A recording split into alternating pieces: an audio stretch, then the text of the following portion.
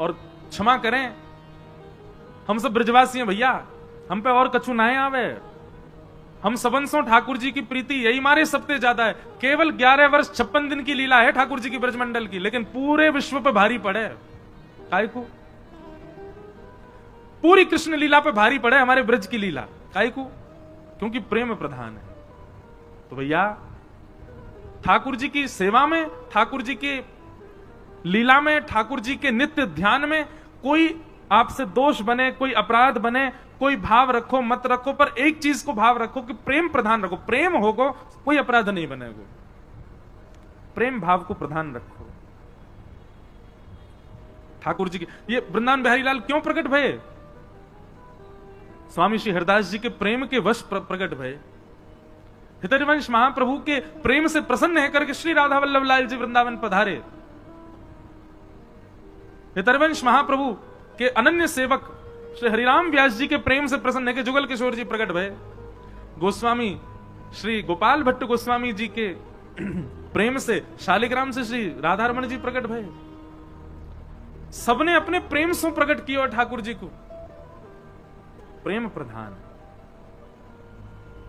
और वो प्रेम सिखावे कौन? श्रीमद् भागवत की कथा। इसलिए यहां ज्ञान लेवे के काजे, वैराग्य लेवे के काजे आप सब नहीं हो, ये सब सुनवे के काजे हो, थोड़ा थोड़ा जीवन में छिड़काव करवे के काजे हो, पर मूल रूप से तो प्रेम की शिक्षा लेवे के काजे बैठे हो कथा में। प्रेम। ऐसी भागवत जी की कथा का निर्माण किया। श्रीमद् भागवत को निर्माण करके अपने पुत्र सुखदेव जी को प्रदान किया। सुखदेव जी ने वही भागवत की कथा परीक्षित को सुनाई और यहां सूक्ष्म महाभारत का प्रसंग सुनाया गया। सौनकादि ऋषियों ने प्रश्न किया, बोले महाराज ये परीक्षित कौन है, इनके बारे में हमको विस्तार से बताओ, इनको 7 दिन में मरने का श्राप क्यों लगा?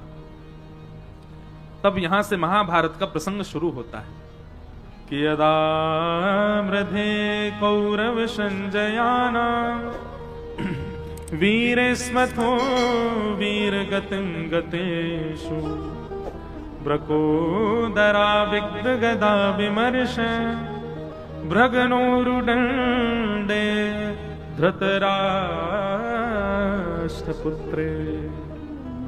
किसी का प्रश्न आया था आज कि भगवान ने अर्जुन को ही क्यों स्वीकार किया? योग्य तो युधिष्ठिर भी हैं, योग्य तो नकुल सहदेव भी हैं, योग्य तो भीष्म पितामह भी हैं, पर भगवान ने अर्जुन को ही क्यों स्वीकार किया? बहुत अच्छा प्रश्न है और समझने योग्य बात है। युधिष्ठिर जी धर्म में प्रधान है, इसलिए उनका नाम है धर्मराज युधिष्ठिर। उनका धर्म अति श्रेष्ठ है। ठाकुर जी को प्रिय लगते हैं पर स्वीकार नहीं किया। इसलिए कोई धर्म के आचरणों को ही पूरे दिन लिखते लिखते करता रहता हो कि ये धर्म में करना है, ये धर्म में करना, ठाकुर जी का प्रिय बन जाएगा, पर ठाकुर जी उसको संग रखें इतना प्रिय नहीं लगेगा ठाकुर जी को। नकुल सहदेव बुद्धिमान है, स्वरूपवान है, पर आपके स्वरूप से, आपकी बुद्धि की चाटुकारी से, आपकी चतुराई से ठाकुर जी इतने प्रसन्न नहीं होंगे। प्रिय लग सकते हो पर प्रसन्न होकर ठाकुर जी गले में गलवैयां डाल लें, ये ठाकुर जी नहीं करेंगे। तो ठाकुर जी को रिझाने के लिए धर्म का आचरण नहीं चलेगा। ठाकुर जी को रिझाने के लिए बहुत बुद्धिमान होने से काम नहीं चलेगा। ठाकुर जी को रिझाने के लिए बहुत बलवान, बहुत ज्ञानवान, बहुत धनवान, इन सबसे आप ठाकुर जी के समीप भले ही पहुंचो। द्वारिकाधीश मंदिर में आगे बैठ के दर्शन करने हैं, पैसा देके बैठ जाओगे, आप समीप पहुंच सकते हो, पर स्वीकार ठाकुर जी हजारों लोगों में बैठे कौन को कर रहे हैं ये ठाकुर जी जाने। इतने सब लोगों में अर्जुन स्वीकार क्यों किया गया? क्योंकि अर्जुन के पास में सब कुछ है पर सब कुछ गौड़ है, प्रेम प्रधान है। प्रसंग आता है, मैं बहुत बार सुनाता हूं कथा में, कि जब महाभारत का युद्ध निश्चित हुआ तो अर्जुन और दुर्योधन दोनों गए भगवान के पास। दुर्योधन ने जाकर कहा महाभारत युद्ध होने वाला है, आप किस तरफ रहोगे? भगवान बोले पक्षपात मैं करता नहीं हूं, तुम दोनों मेरे भैया हो, अब ये तो बड़ी विडंबना हो गई कि मैं किस तरफ रहूं। दुर्योधन बोला कि आप में तो शक्ति है, आप दो दो रूप धारण कर सकते हो, एक रूप से हमारे पास रहो, एक रूप से वहां रहो। भगवान बोले फिर तो महाभारत हो गई तुम्हारी, फिर तो जीवन भर चलती रहेगी, कभी खत्म ही नहीं होगी। जब दोनों तरफ ही परब्रह्म खड़े हो जाएंगे तो फिर महाभारत पूरा कैसे होगी? बोले कोई तो निधान बताओ। तो भगवान ने बड़ा अटपटा उदाहरण दे, अटपटा निधान निकाला, समाधान निकाला। अच्छा, ठाकुर जी सदैव अटपटे समाधान ही देंगे। जैसे मैं एक उपाय बताता हूं कि कभी आप संशय में पड़ जाओ तो ठाकुर जी के आगे पर्ची डाला करो। जैसे कि ठाकुर जी हमको दिल्ली पढ़ने के लिए जाना चाहिए कि नहीं। अब आपका मन तो कह रहा है जाना है, लेकिन ठाकुर जी को यदि लगेगा ना कि नहीं, इसके नहीं जाने में ही भलाई है, तो न ही आएगा। लेकिन कई बार ठाकुर जी ऐसे निर्णय भी लेते हैं, जैसे मान लीजिए आपने ठाकुर जी के आगे पर्ची डाली, दिल्ली जाके पढ़ना है, तो ठाकुर जी कहे हाँ ठीक है जाओ। अब आप दिल्ली आ गए। अब दिल्ली आते ही महाराज क्या हुआ कि वहां के संगत के अनुसार इतने बिगड़ते चले गए महाराज, सब काम बिगड़ता चला गया सब कुछ। अब फिर आप सोचो अरे ठाकुर जी ने तो आज्ञा करी थी कि हाँ जाना है, फिर ऐसा क्यों? निश्चित ही भविष्य में आप कई बार ठाकुर जी ऐसे निर्णय भी लेंगे कि उन निर्णयों में आपको ठोकर लगे, ठोकर से आपको पता चले कि नहीं आगे मुझे ऐसा करना है, तो जबरदस्ती ठाकुर जी ऐसा निर्णय लेके देंगे जिसमें आपको जबरदस्ती गिरना ही पड़े। कई बार अनुभव किया मैंने। हम कुछ पूछते हैं लाल जी से, अपने लाल जी के आगे पर्ची डालते हैं, तो लाल जी जो देते हैं ना, तो अब तो मैं जानने लगा हूं, अब तो मैं समझ गया हूं कि जो आएगा इसका मतलब यह है जो तू चाहता है वो नहीं मिलेगा, जो तेरे लिए जरूरी है वो मिलेगा। इसलिए ठाकुर जी के सामने जब कुछ संशय रखो तो उसमें यह मत सोचना कि आपको जो चाहिए ठाकुर जी वो देंगे, आपके लिए जो जरूरी है वही ठाकुर जी बताएंगे। और एक बात हमारी मान लीजिएगा, ठाकुर जी के आगे ये पर्ची डालने वाला काम इतना परेशान मत करना उनको कि रोज ही डाल रहे हो, हर बात पे पूछे रहे हो चाय पिए कि नहीं पिए बताओ। इतना परेशान मत करना। कई अपने जीवन के निर्णय स्वयं लीजिए, जब बहुत ज्यादा लगे कि अब इसमें मुझे क्या ही करना चाहिए आप बताओ।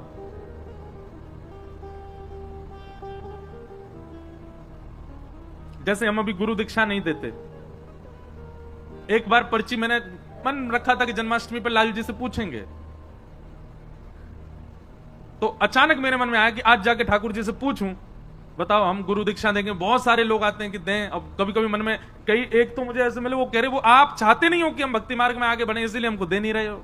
मैंने भैया ऐसे मत कहो, कुछ भाव है इसलिए नहीं दे रहा। तो ठाकुर जी से हम पूछने गए, तो जैसे ठाकुर जी के आगे पर्ची डाली, उठाई तो उसमें आ गया नहीं अभी मत दो।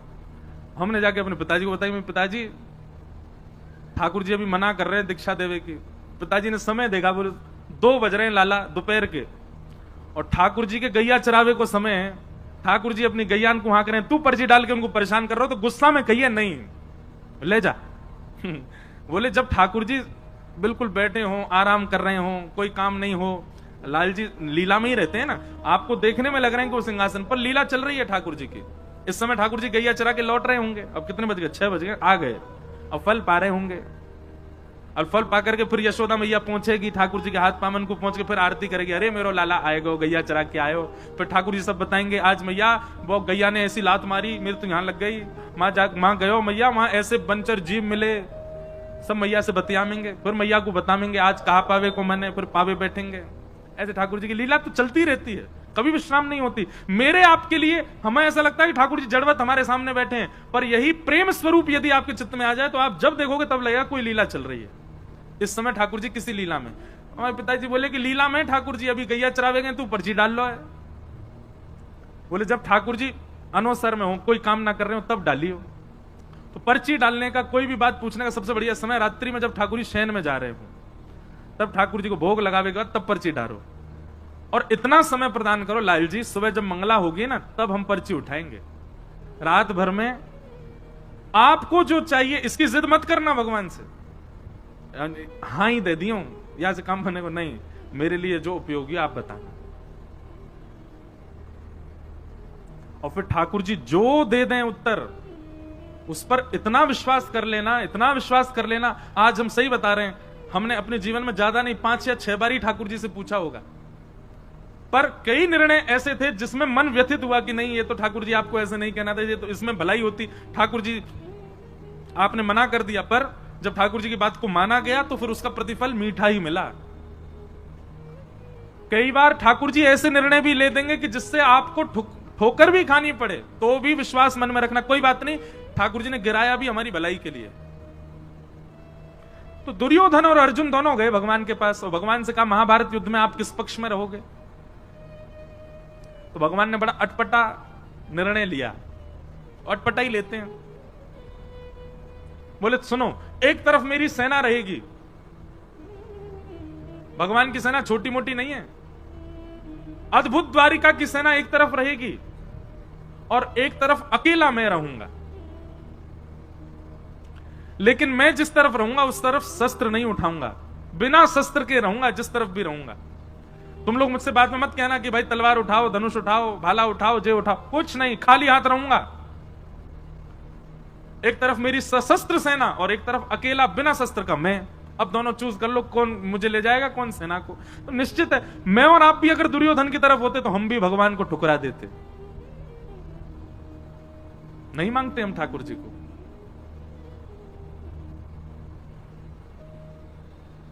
दुर्योधन ने कहा वो ऐसा है ना ठाकुर जी, आपका प्रेम थोड़ा पांडवों से ज्यादा ही है कुछ, आप तो पांडवों के पास ही जाओ, सेना मैं ले जाता हूं। भगवान बोले ले जाओ। सेना लेकर के दुर्योधन चला गया, अर्जुन सामने अकेला बैठा है। भगवान बोले अर्जुन तेरे लिए कितनी भी व्यवस्थाएं बना दूं मैं, लेकिन तेरी बुद्धि कभी जग नहीं सकती। अरे पहले बोल देता कि सेना हमको चाहिए, तुम्हारे पास सैन्य बल कम है, मैंने इसीलिए सेना का प्रस्ताव रखा क्योंकि तुम्हारी सेना कम है कौरवों से, तो तुम कह सकते थे कि हमारे पास सैन्य बल कम है, हमें सेना दे दो। अब मैं बिना शस्त्र के चला जाता कौरवों के पास, अब सेना तो वो ले गया, अब तेरे पास आऊंगा मैं, एक तो वैसी सेना कम तुम्हारी और ऊपर से एक इंसान और बढ़ गया जो केवल खाएगा और सोएगा, कुछ नहीं करूंगा मैं। लेकिन अर्जुन प्रेमी है, ठाकुर जी के भावों को समझता है। मैं और आप अर्जुन की जगह होते तो रो गए होते इतनी बात में, ठाकुर जी अब फिर से कर दो टॉस, फिर से दे दो हमको, हम सेना ले लेंगे उसको, आप चले जाओ। हम तो कभी कभी मैं सोचता हूं कि बहुत गरीमत है कि द्वापर और त्रेता में हम आप नहीं थे, हम कलयुगी जीव नहीं थे, हम बड़े खतरनाक है महाराज।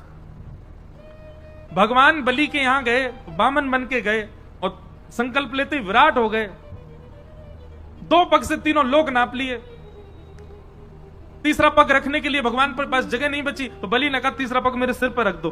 कभी कभी मैं सोचता हूं बलि की जगह मैं और आप में से कोई और होता तो हम ठाकुर जी को केस कर देते। बोले क्यों? बोले जब आए थे तब वामन बन के आए थे, चीटिंग करी इन्होंने, बड़े हो गए, हम तो 3 पग जमीन देने को तैयार हैं पर ये वामन बने, वामन बन के ही लें। बहुत चतुर हैं हम लोग, और ठाकुर जी की भक्ति में चतुराई नहीं चलती। आप जितने सहज, जितने सरल, जितने प्रिय ठाकुर जी को उतने अच्छे लगोगे। भगवान अर्जुन को कहने लगे कि अब तो तेरी तरफ मैं आऊंगा। तो अर्जुन ने एक बहुत अच्छी बात कही, भगवान के चरणों में प्रणाम करते हुए कहा नाथ, ना तो मैं आपको मांगने आया था और ना आपसे मांगने आया था, दुर्योधन आया था इस भावना से, मैं नहीं आया था। मुझे आपसे कुछ नहीं चाहिए और मुझे आप भी नहीं चाहिए। भगवान बोले तो फिर तू क्यों आया? दोनों हाथ भगवान के हाथ में दे दिए, बोले पकड़ो मेरे हाथ। भगवान बोले पकड़ लिए, बोले खुद को देने आया था कि मुझे रख लो अपनी शरण, मैं शरणागत हूं नाथ, मेरे ऊपर कृपा दृष्टि करो। अरे मैं ये भूल नहीं कर सकता कि आपसे कुछ मांगूं, आपसे कुछ मांगूंगा तो कुछ ही मिलेगा, आपको मांगूंगा तो आप भी मेरे आश्रित रहोगे।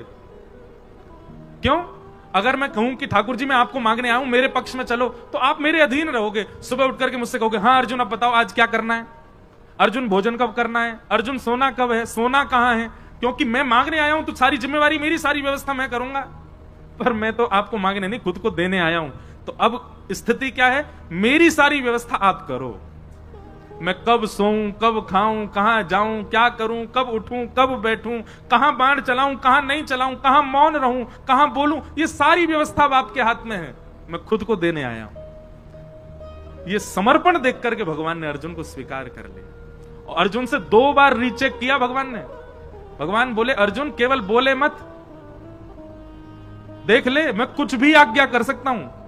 अर्जुन कहता करिष्ये वचनम तव, आप करके देख लेना, आप जो आज्ञा करोगे करूंगा। भगवान बोले फिर सोच ले, मैं कुछ भी आज्ञा कर सकता हूं। भगवान बोले आप करके, अर्जुन बोला करके देखो। बोले ठीक है युद्ध प्रारंभ होने दे। और युद्ध में भगवान ने महाराज अर्जुन के कमर तोड़ के रख दी, ऐसी ऐसी आज्ञा भगवान करें।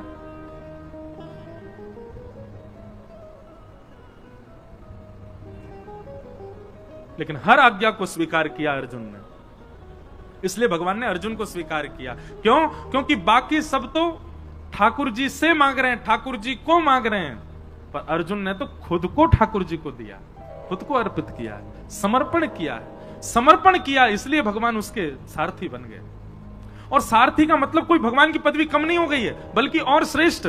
हम सबको अपना सारथी ठाकुर जी को। सारथी मतलब कौन? जो राह दिखावे, जो लेकर के चले, कहां जाना है, कहां मुड़ना है, कहां बैठना है, कहां चलना है, ये सारथी ही तो कर सकता है।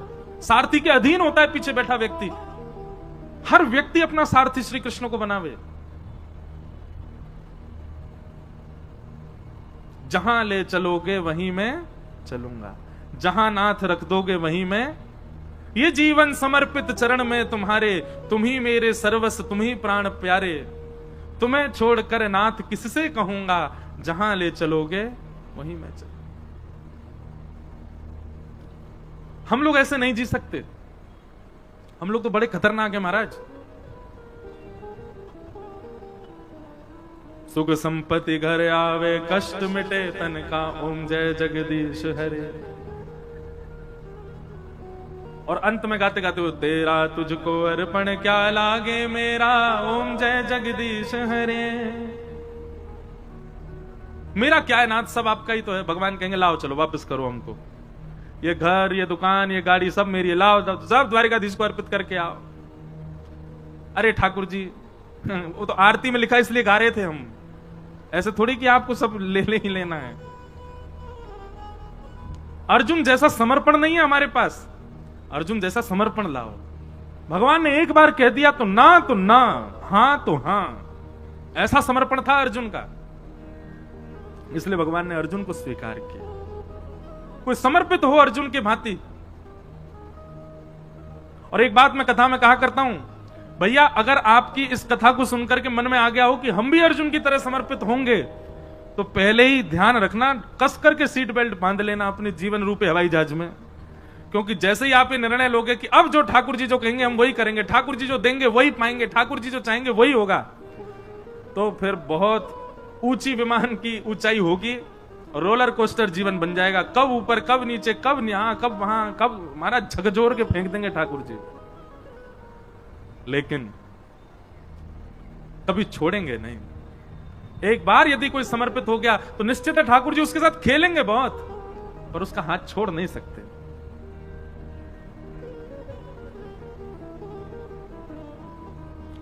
हमारे इधर देखो, यहां देखो, यहां देखो, गोवर्धन में विराजमान थे पंडित श्री गया प्रसाद जी महाराज। नाम सुना?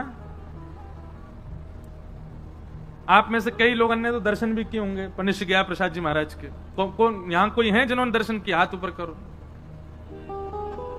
जय हो भैया, हम आप सबन के ही दर्शन कर लें। महाराज जी के तो दर्शन हमको नहीं हो पाए, पर महाराज जी के वचनामृत, महाराज जी की जीवनी आदि में सब देखता रहता हूं। अद्भुत भाव।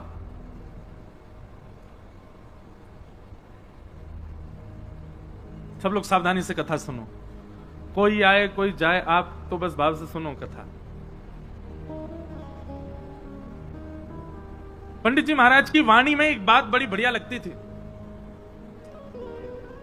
पंडित जी से किसी ने निवेदन किया कि पंडित जी, ठाकुर जी बहुत पीड़ा दे रहे हैं, ठाकुर जी बहुत परीक्षा ले रहे हैं, ठाकुर जी जीवन में बहुत संकट दे रहे हैं, आप कछु आज्ञा करो। कहा करूं? जो काम करूं सब बिगड़ जाए, घर परिवार में कछु बन नहीं रहे हो, पत्नी मान नहीं रही है, बच्चा सुने ना है, हे पंडित जी महाराज कछु आज्ञा करो। पंडित श्री गया प्रसाद जी महाराज आज्ञा देते हुए कितनी अच्छी बात कहते, बोले अरे भैया, ब्रजभाषा में ही बोलते, बोले जी कन्हैया है ना, जाको खेलवे को बड़ो मन करे, सोचे हमारे संग खेल खेलो करे। कभी पत्नी को उठाए दे, कभी बालकन को उठाए दे, कभी काम बिगाड़ दे। जाके हम सबरे खिलौना है, जो हमारे संग खेल है। लेकिन भैया या बात से दुखी मत हो कि ठाकुर जी खेल का ही रहे हैं, बल्कि ठाकुर जी से प्रार्थना करो जितनो मन चाहो ठाकुर जी उतनो खेलो, पर खिलौना बदलना नहीं चाहिए। मैं ही रहूं आपको खिलौना, खूब खेलो। जैसो जीवन देनो है मुंह को दे दो, लेकिन नाथ मेरो त्याग मत करो। अब ये भी एक भाव मन में आ रहा हो कि हम सब गा रहे हैं कि हरि जी मेरे अवगुण चित्त ना धरो। मेरे अवगुणों को ठाकुर जी आप देखना नहीं। तो मानो ये पंक्ति गानी प्रारंभ करी तो पहले पूज्य गुरुदेव भगवान आए, फिर पूज्य श्री रसिया बाबा महाराज आए, भगवती प्रसाद गंधर्व जी आ गए। तो मानो ठाकुर जी ने 3 महापुरुष भेज के प्रमाणित कर दिया, ना धर रो अवगुण तेरे चित्त में, तू चिंता मत करे। ये 3 वैष्णवन को भेज करके ठाकुर जी मानो ये कह रहे हैं कि भैया आप प्रत्यक्ष प्रकट है कि ठाकुर जी ना कहेंगे कि तेरे अवगुण में ना देख रहो, ना विचार कर रहो। तो यही भाव से मानो ठाकुर जी प्रमाणित कर रहे हो, कोई बात ना भैया, क्षमा किए, तेरे अवगुणन पे मेरी दृष्टि ना है, तू आनंद कर। तो ऐसी भावना है। रसिक जनों के पद बड़े अद्भुत हैं। हमारे अष्टछाप के कवि गोस्वामी तुलसीदास जी की विनय पत्रिका, जैसे ये पद है ऐसी विनय पत्रिका में गोस्वामी जी का भी एक पद है।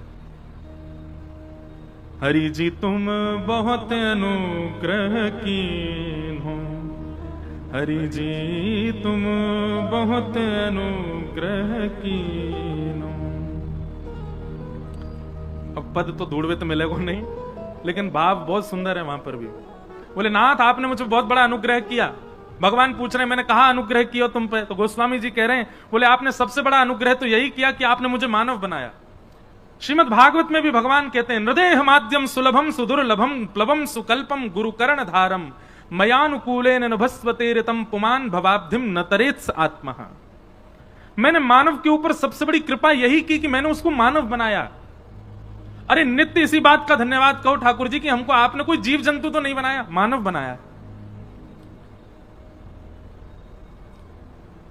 गोस्वामी जी का वो पद बहुत सुंदर है, उसमें गोस्वामी जी कहते हैं आपने बहुत बड़ी कृपा की कि अत्यंत दुर्लभ मानव शरीर मुझको प्रदान किया। पर ठाकुर जी हम एक अनुग्रह और आपसे चाहते हैं, एक अनुग्रह और कर दो। भगवान कह रहे हैं अब क्या चाहिए? तब गोस्वामी जी कहते हैं कि संसार रूपी विषय सरोवर में मेरी मन रूपी मछली घूम रही है। बहुत ध्यान से सुनना, संसार रूपी विषय सरोवर में मेरी मन रूपी मछली डोल रही है। कभी या मन रूपी मछली को मन पानी पूरी पे अटक जाए, कभी डोसान पे अटक जाए, कभी लस्सी पे अटक जाए, कभी ब्रजवासी पेड़ा पे अटक जाए, कभी कहीं अटक जाए, कभी पल्ली गरी वारी पे अटक जाए, कभी छतवारी पे अटक जाए, कभी कहीं अटक जाए। हे ठाकुर जी हमारी मन रूपी मछली संसार रूपी विषय सरोवर में घूम रही है। भगवान बोले तो हम क्या करें? बोले जिस प्रकार मछली पकड़ने वाला एक बांस में धागा डाल करके सरोवर के तट पर आकर के बैठता है और उस धागे में एक कुछ सामग्री लगा करके उसको नदी में फेंक देता है, सरोवर में फेंक देता है और फेंक करके मछली पकड़ने की प्रतीक्षा करता है, बैठ करके खड़ा रहता है वहीं पर ही। भगवान बोले तो बोले नाथ ऐसे ही आप अपनी कृपा रूपी वंशी लेकर के और अनुग्रह रूपी वो धागे में कछु कृपा बांध करके या विषय रूपी सरोवर में छोड़ दो। भगवान बोले तुम क्या करोगे? बोले आप खड़े खड़े इंतजार करो, विषय में घूमते घूमते घूमते घूमते जा दिन मेरो मन रूपी मछली आपके वह कृपा रूपी सामग्री से आकर के टकरा जाए, जैसे ही वह कांटे में फंस जाए सोई रस्सी खींच करके मुझको बाहर निकालनी हो। अब सुनने में तो आप लोगों को बड़ा सामान्य लगा, लेकिन ये भगवान को आज्ञा क्या दी जा रही है? आप आकर के सरोवर पर इस विषय रूपी नदी में कृपा रूपी डोर से अनुग्रह रूपी रस्सी डाल करके बैठे रहो, प्रतीक्षा करो। मैं यत्न नहीं करूंगा आपके पास आने का, आप बस कृपा रूपी रस्सी डाल के बैठे रहो। काओ दिना गलती से मैं टकरा जाऊं सो मुझको बाहर निकाल लिया। भगवान बोले गोस्वामी जी बड़े चतुर हो आप, ऐसी चतुराई भक्तन में अच्छी है। सांसारिक चतुराई ठाकुर जी को प्रिय नहीं, लेकिन भक्ति में चतुराई हो तो ठाकुर जी को बहुत बढ़िया लगे। तो हम किस विषय पर चर्चा कर रहे थे? अर्जुन। भगवान ने अर्जुन को ही क्यों स्वीकार किया? महाभारत में इतने पात्र हैं, केवल अर्जुन ही क्यों प्रिय है ठाकुर जी को? क्योंकि अर्जुन ने पूर्ण समर्पण किया है। करिष्ये वचनम तव, आप जो कहोगे वो मेरे लिए अध्यादेश है, उसके आगे किंतु परंतु नहीं कहूंगा मैं। इसलिए भगवान ने अर्जुन को स्वीकार किया। तो महाभारत का प्रसंग सुनाया गया। अब प्रसंग बहुत बार विस्तार से कहा है, थोड़ा हम आगे चलते हैं। प्रथम स्कंद विश्राम कर दें, कल फिर ठाकुर जी का जन्मोत्सव भी होना है। महापुरुषों के थोड़े वचनामृत भी सुनेंगे, तो अभी हम विषय जो प्रमुख हो उसको थोड़ा थोड़ा कह के चलेंगे। महाभारत का युद्ध विश्राम हो गया, परंतु दुर्योधन ने बदला लेने के लिए अश्वत्थामा को भेज दिया और कहा जाओ जाकर के 5 पांडवों को सोते हुए मार दो। सोते हुए 5 पांडव तो नहीं मार पाया, पर द्रौपदी के 5 पुत्र उसी शिविर में सोए थे, उसको लगा अंधेरे के कारण 5 पांडव ही हैं, निर्दोष बालक मार दिए द्रौपदी के, जिसके कारण अश्वत्थामा को बंदी बना करके भगवान की आज्ञा मान करके अर्जुन ने उसके आधी दाढ़ी मूछ शिखा छेदन करके मणिम जहार मूर्धन्यम उसकी मणि को निकाल लिया और उसको छोड़ दिया, क्योंकि ब्राह्मण था, भगवान ने मना किया, ब्राह्मण ने इसको मारना नहीं। अब इस विषय पर हम थोड़ा विस्तार करते हैं कथा में कि अगर भगवान मना कर रहे हैं ब्राह्मण को नहीं मारना चाहिए, तो फिर खुद ने रावण क्यों मारा? भगवान मना कर रहे हैं ब्राह्मण को नहीं मारना चाहिए, तो स्वयं ने नृसिंह रूप में हिरण्यकश्यप क्यों मारा?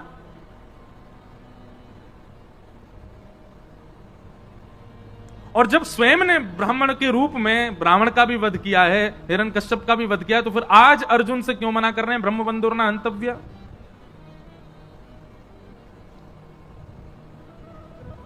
अब विषय तो बहुत बड़ा है, पर सूक्ष्म में कहूं, व्यक्ति 2 रूपों से अपना प्रस्तुतिकरण करता है। सब लोग बहुत सावधानी से सुनिएगा। एक तो जन्म से पता चलता है कि वो कौन है, और एक कर्म से पता चलता है कि वो कौन है। जन्म और कर्म ये दोनों प्रमाणित करते हैं कि वो कौन है।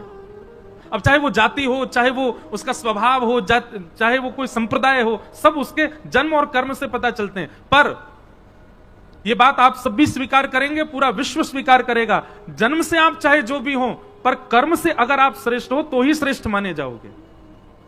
बात सही है कि नहीं है? अब जन्म से भले ही आप खूब ऊंचे कुल में हो, खूब श्रेष्ठ कुल में हो, अच्छे जाति में हो, अच्छे संप्रदाय में हो, अच्छे नाम गोत्र में जन्म लिया, लेकिन स्वभाव से बिल्कुल विपरीत हो। जैसे रावण पुलस्त्य ऋषि के खानदान में है, ब्राह्मण कुल है, सारस्वत ब्राह्मण है, और विस्तार तो और क्या क्या है ये सब तो सब विद्वान जाने, पर स्वभाव आज तक जलाया जाता है। रावण एक ब्राह्मण को पूरा विश्व जलाता है हर वर्ष, क्योंकि वहां पर ब्राह्मणत्व गौड़, ब्राह्मणत्व सूक्ष्म हो गया, उसके दुर्स्वभाव की वजह से उसका ब्राह्मणत्व नष्ट हो गया। जन्म से और कर्म से हमारा स्वरूप पता चलता है। रावण भले ही ब्राह्मण है, लेकिन रणभूमि में शस्त्र हाथ में लेकर के खड़ा है, और शस्त्र धारण करने का अधिकार क्षत्रिय का है। और रणभूमि में क्षमा कीजिए, सामने जो आएगा वो शत्रु है, उसकी मृत्यु तो निश्चित है। इसलिए वहां पर यह नहीं देखा गया कि वो ब्राह्मण है, सशस्त्र खड़ा है। शास्त्र हाथ में होने चाहिए ब्राह्मणों के, तो शस्त्र नहीं, वो शस्त्र लेकर के खड़ा है और रणभूमि में खड़ा है, युद्ध भूमि में खड़ा है। और उसके बाद एक पर स्त्री को बंधी बना करके अपहरण करके खड़ा है, पूर्ण रूपेण अपने ब्राह्मणत्व का नाश कर दिया है। इसलिए ठाकुर जी ने वहां विचार नहीं किया है। और रही बात अश्वत्थामा की, आतताई है, रणभूमि में नहीं आया है। रणभूमि में अश्वत्थामा के पिता थे तो मारे गए, ये तो छिप करके एक कायरों जैसा काम कर रहा है। भगवान ने एक प्रकार से उसको ब्राह्मण कहकर के छोड़ दो, इससे कोई भलाई नहीं, इससे कोई ऐसा नहीं कि उसके ऊपर कृपा की, बल्कि अश्वत्थामा को और बड़ा दंड दिया। अगर इसको मार दोगे तो इसकी मृत्यु 2 क्षण में हो जाएगी, ऐसा करके इसको जीवित छोड़ दो कि हर क्षण मरे। बल्कि भगवान ने तो उसको और कड़ा दंड दिलवाया है। अश्वत्थामा आज भी चिरंजीवी है, आज भी जीवित है, परंतु अपने चिरंजीव होने पर, अपने अमर होने पर अश्वत्थामा को कभी प्रसन्नता नहीं होती होगी, रोता ही होगा हर क्षण। भगवान ने कहा बालकों के हत्यारे को अर्जुन मृत्यु दंड मत दो, ऐसा दंड दो कि हर क्षण मृत्यु के समान कष्ट हो और वो मरे भी ना। और वो दंड भगवान ने दिलवाया। और रही बात, एक मेरी बात आप बहुत ध्यान से सुनिएगा, कई जगह ब्राह्मणों के लिए थोड़ा पक्ष आता है कि उनको ऐसा नहीं, उनके प्रति ऐसा, तो कई लोग बोलते हैं महाराज जी उनके पक्षपाती हैं क्या भगवान? हाँ हैं। एक बात ध्यान से सुनना, सबके लिए दंड का निधान है, सबके लिए भगवान कहते हैं तुम ही दंड दे दो। ब्राह्मण को दंड मत दो, तो हमको लगता है भगवान पक्ष कर रहे हैं, ब्राह्मणों के लिए इतनी छूट कर देते हैं। नहीं, भगवान कहते हैं बाकियों को दंड तुम दो, ब्राह्मणों को तो मैं दंड दूंगा। अरे मैंने ब्राह्मण कुल में भेजा, इतने श्रेष्ठ कुल में भेजा, इतना योग्य बना करके, उसके बाद भी दुष्कर्म। तो ब्राह्मण यदि कुछ गलत करते हैं तो भले ही समाज में उनको मुक्त कर दिया जाए, पर ठाकुर जी कहते हैं कि उनको तो फिर मैं दंड दूंगा। क्यों? क्योंकि श्रेष्ठ कुल में इसलिए थोड़ी भेजा है कि तुम यहां जाकर के ये सब करो। अश्वत्थामा को मुक्त नहीं किया भगवान ने, मृत्यु से भी बड़ा दंड दिलवा दिया, आज तक मृत्यु को प्राप्त कर रहा है। इस प्रकार पूरी लीला हुई। आगे फिर भगवान रथ में आरूढ़ होने लगे, सबसे बोले भैया अब सब हो गया है, सब कुछ व्यवस्थित हो गया, हस्तिनापुर के राजा बन गए, राज्य गद्दी पर युधिष्ठिर को बैठने की भगवान ने आज्ञा कर दी, सब कार्य सब निवृत्त होने लगे। भगवान जैसे ही जाने लगे, इतने में ही अश्वत्थामा ने संपूर्ण कुरुवंश को नष्ट करने के लिए, पांडवों के वंश में कोई तर्पण करने वाला ना बचे, यह विचार करके अभिमन्यु की पत्नी गर्भवती है, सगर्भा है, उसके गर्भ को नष्ट करने के लिए ब्रह्मास्त्र छोड़ दिया। और जैसे ही ब्रह्मास्त्र छोड़ा है, भगवान उसी समय रथ में बैठ करके जा रहे हैं और ब्रह्मास्त्र उत्तरा को मारने के लिए आ रहा है। उसी समय दोनों भुजा उठा करके ठाकुर जी की ओर दौड़ती है उत्तरा कि पाहि पाहि महायोगिन देव देव जगतपते नान्यम तद्भयम पश्ये यत्र मृत्यु परस्तर। दोनों भुजा उठा करके पूर्ण समर्पण की भावना से ठाकुर जी की ओर दौड़ी है। हे जगतपति मेरी रक्षा करो। जैसे ही दोनों भुजा उठा करके भगवान की ओर दौड़ी, वहां युधिष्ठिर भी खड़े हैं, वहां अर्जुन भी खड़े हैं। अरे उत्तरा के खास ससुर जी हैं अर्जुन, अभिमन्यु की पत्नी है, अपने ससुर जी के पास नहीं गई। युधिष्ठिर राजा हैं, राजा के पास नहीं गई, किसी के पास नहीं गई, सीधे भगवान के पास गई है। और मानो सबको यह बता दिया कि रक्षक तो केवल और केवल यही हैं, द्वारिकाधीश जगतपति। पति शब्द का अर्थ क्या होता है? रक्षक। ये जगत रक्षक हैं। आप चाहे कितनी भी ऊंची पदवियों पर बैठे हो, चाहे कितने भी बड़े बलवान हो, पर विश्व रक्षक तो यही हैं। इसलिए किसी की शरण में नहीं गए। द्रौपदी ने जो गलती की थी चीरहरण के समय, सबके आगे हाथ फैलाए। आज उत्तरा ने वो गलती नहीं की, सीधी दौड़ी भगवान के पास। और मानो ऐसा विद्वज्जन कहते हैं कि उत्तरा ने भगवान से जाके कहा, मुझे भले ही कुछ भी हो जाए, मेरे गर्भ के बालक को बचा लीजिए, मेरे गर्भ के उस बालक को जीवित रखिएगा नाथ।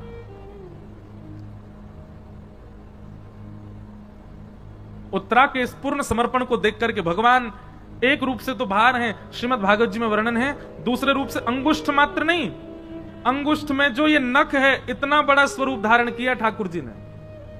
इतना बड़ा स्वरूप धारण करके ठाकुर जी उत्तरा के गर्भ में प्रवेश कर गए और अपनी गदा को इतनी द्रुत गति से घुमाया कि आकाश से आ रहा वो ब्रह्मास्त्र आकाश में ही नष्ट हो गया। भगवान ने उत्तरा के बालक की रक्षा की। ताली बजाने वाली बात ये नहीं थी, ताली वैसे तो थी, पर इससे भी श्रेष्ठ बात अब आएगी। क्या? जैसे ही सबको पता चला कि आकाश में ब्रह्मास्त्र नष्ट हो गया, तो सब लोग भगवान की जय जयकार करने लगे। अरे द्वारिकाधीश की जय, कृष्ण कन्हैया लाल की जय, देवकी नंदन गोपाल की जय। भगवान बोले चुप चुप, क्या कर रहे हो आप लोग? मेरी जय जयकार क्यों कर रहे हो? बोले लाला तुम्हारी शरण में आई तो तुमने ही बचा ली। बोले मैं तो तुम्हारे सामने खड़ा हूं, मैंने तो कुछ किया ही ना, मैं तो यहीं खड़ा हूं, मैं तो हिलो भी ना अपनी जगह थे। तो बोले फिर ये ब्रह्मास्त्र कैसे नष्ट भयो? तो ठाकुर जी बोले ये तो उत्तरा के पातिव्रत और उत्तरा के जीवन की तपस्या का फल है कि उसने अपने तप बल से ब्रह्मास्त्र को नष्ट कर दिया। बात समझे? ये ठाकुर जी का स्वभाव है। क्रिया करने के बाद भी आपको ऐसा दर्शाते हैं कि आपने ही किया था, भगवान ने कुछ नहीं किया।